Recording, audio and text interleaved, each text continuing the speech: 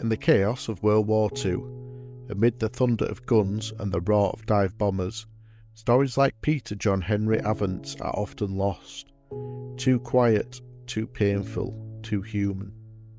He wasn't a general. He didn't fly a Spitfire or command a ship. He was a boy, just 14 years old. But Peter served. He stood to attention in his Royal Marines uniform, bugle in hand, aboard a warship in the Mediterranean. And like so many others in that brutal war, he never came home. This is not just a story of HMS Fiji or the battle for Crete. This is a story of a boy who was let down by life, but still chose to serve something greater than himself.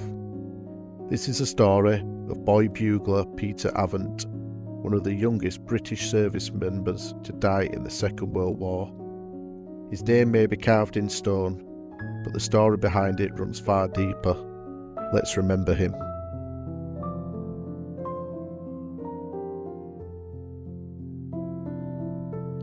Peter John Henry Avant was born in Southsea, Hampshire.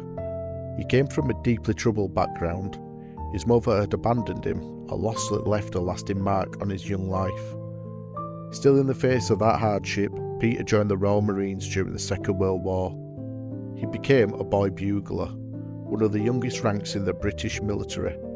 Now, buglers weren't just ceremonial musicians. Their role dated back centuries and was vital on Royal Navy ships. They were responsible for sounding calls throughout the day like wake up, meal times and lights out.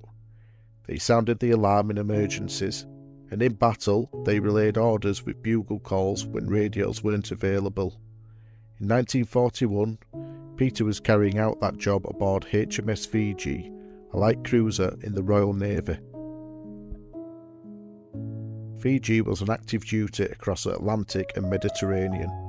She sailed from the Scapa Flow, Freetown, Gibraltar and Alexandria, supporting operations around Crete, just as the Germans launched a major airborne invasion. On May the 22nd, 1941, HMS Fiji was northwest of Crete. She'd already endured days of relentless attacks from German dive bombers. By that morning, she had just 30 rounds of anti-aircraft ammunition left. At 7 p.m, without any air support, she came under another wave of attacks.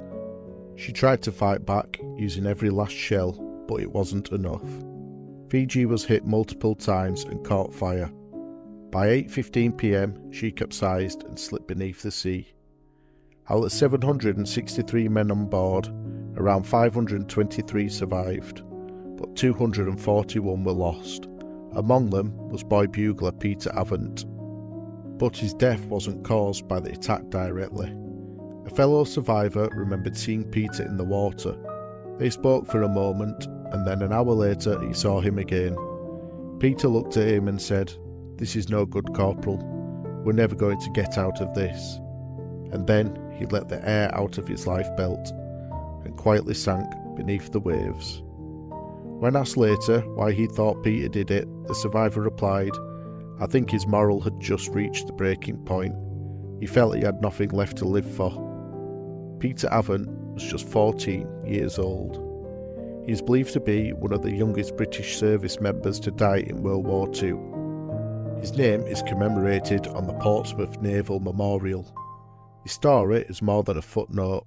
It's a heartbreaking reminder of the human cost of war, of young lives lost too soon, and of the quiet courage of those who served, even when the world had given them so little in return. Rest in peace, Peter. You are not forgotten.